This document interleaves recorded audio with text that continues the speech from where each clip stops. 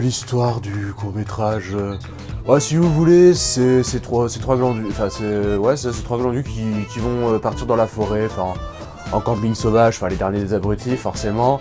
Ils vont partir comme ça, ils vont se filmer via Periscope, donc c'est en direct, voilà, histoire de dire c'est la technologie. Et puis, il y a un moment où ça va partir en sucette, et puis ils vont tous se faire buter les uns après les autres, enfin... Le film d'horreur bateau, vous connaissez. De toute façon, on fait ça pour la thune, hein, vous savez. Ça a été énormément de travail, enfin tout le travail en amont, les répétitions, l'achat du matériel, le repérage des lieux. Je dirais qu'on a eu bien 2 semaines de pré-préparation au tournage. Ah, en 2 jours, c'était torché de toute manière. De toute façon, mon contrat était sur 2 jours, donc il y a un moment où il fallait y aller. S'il finissait pas, en soi, c'était pas mon problème. Moi, j'avais fait ma part au niveau des acédiques. Le reste, je m'en fous.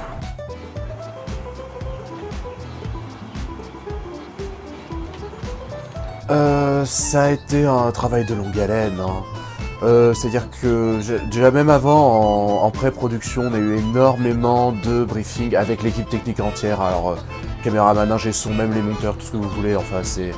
Voilà, pré-production en amont hyper importante. Ça a été essentiellement un très gros défi technique pour nous, en fait.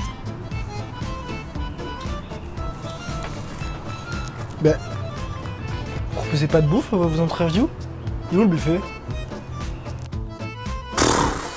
Non mais je déconne! On a pris un téléphone portable, un smartphone à la con, et puis en voiture Simone, quoi, on a filmé avec ça. Bah, c'est ça la magie du cinéma, la magie du spectacle. C'est qu'on peut vous faire gober absolument tout et n'importe quoi. Regardez, Maxime, pendant sa prise, il était nickel, hein. Ce que vous voyez pas, c'est qu'en dessous, bah il était en slip. Et oui! Chez la dalle. On est là jusqu'à quelle heure déjà? 17h. Oh putain, non. Vous savez quelle heure, vous? Non mais attendez, on a quand même acheté un micro, je veux dire, on n'est pas des sauvages non plus, on s'est bossé, quoi. Vous voulez dire une perche? Ah non, non, un micro-cravate, on s'est démerdé pour l'accrocher au téléphone, enfin... Vous avez une idée de combien ça coûte un micro-perche, sans déconner?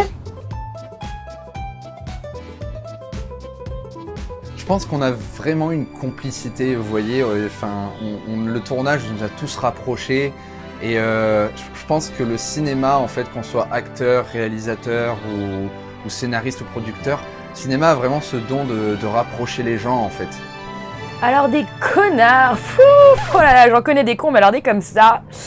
Alors, entre le mec qui veut bouffer toute la journée, la chieuse qui veut que tout soit parfait, l'autre qui stresse pour tout, et le réal qui connaît rien à son métier, très sincèrement, je vais te dire la vérité, je l'ai fait pour le cachet. Si vous voulez, j'ai une conception du métier d'acteur, bon, partagée par certains de mes pairs.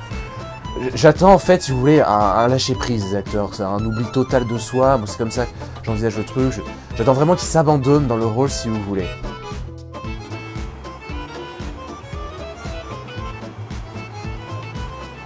Du coup, je les ai drogués. C'est trop bon ton coca. Ouais? Mon copain. Ah, t'as bien aimé? Mon copain. Hein? C'est mon copain. Ouais, allez, je suis au canapé. Allez, file. Tu fais pas un chewing-gum là? Je pense que c'est vraiment une grande expérience de vie, vraiment une expérience humaine, forcément, enfin un très grand moment. On a fait des rencontres, le tournage, c'est une sorte de dépassement de soi. Et je pense que ce sera pas la dernière fois qu'on filmera, qu'on tournera tous ensemble. Et je pense que si le réalisateur m'appelait demain pour un nouveau court-métrage ou un nouveau film, ben, je foncerai, sans hésitation. Ah, c'est fini. Bon, par contre, je commandais une pizza, hein, donc ça vous dérange pas, je vais aller la manger. Ah bah perdre quelques heures, voire des jours de ma vie comme ça, franchement, plus jamais. Mais attendez, déjà que les acédiques, c'était quelque chose.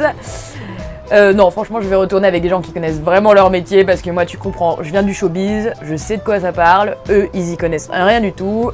En soi, je me permets comme ça de placer un petit peu mon truc, mais je suis intermittent du spectacle, hein, donc si vous avez des postes je sais pas moi, d'acteur, de souffleur, voire mère de balayeur, en soi, je suis tout à fait preneuse. Bah, achetez le film, quoi. Et vous l'avez pas mis sur YouTube? Bah si, sur YouTube, oui, mais achetez-le quand même. Ah mais attendez, YouTube, c'est gratuit? Oh mais...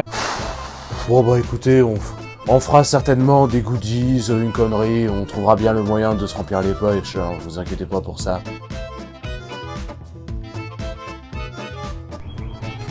Excusez-moi, c'est ici l'interview? Et puis là, on est en train de bosser sur un nouveau projet, hein, déjà, on passe à la suite. Prochain film à sortir qui devrait beaucoup vous plaire, en tout cas je l'espère. Ah, et vous nous donnez quelques détails? Non, pas vraiment. En fait, l'idée c'était de faire un film sur un spin-off, si vous voulez, sur le personnage de Maxime, parce que le public l'a beaucoup aimé, donc on pense qu'il y a un background à développer sur lui.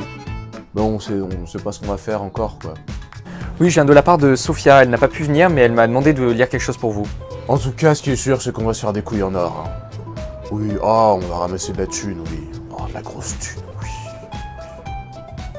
Alors elle dit « Salut bande d'enfoirés, je peux pas venir, je suis en tournage avec Spielberg, lui il s'y connaît. Bafouiller de la merde aux journalistes, de toute façon personne ne les regarde les making-of. » Ah, c'était peut-être pas à vous que je devais dire ça. My bad. Un dernier mot pour vos téléspectateurs? Pâte à gâteau.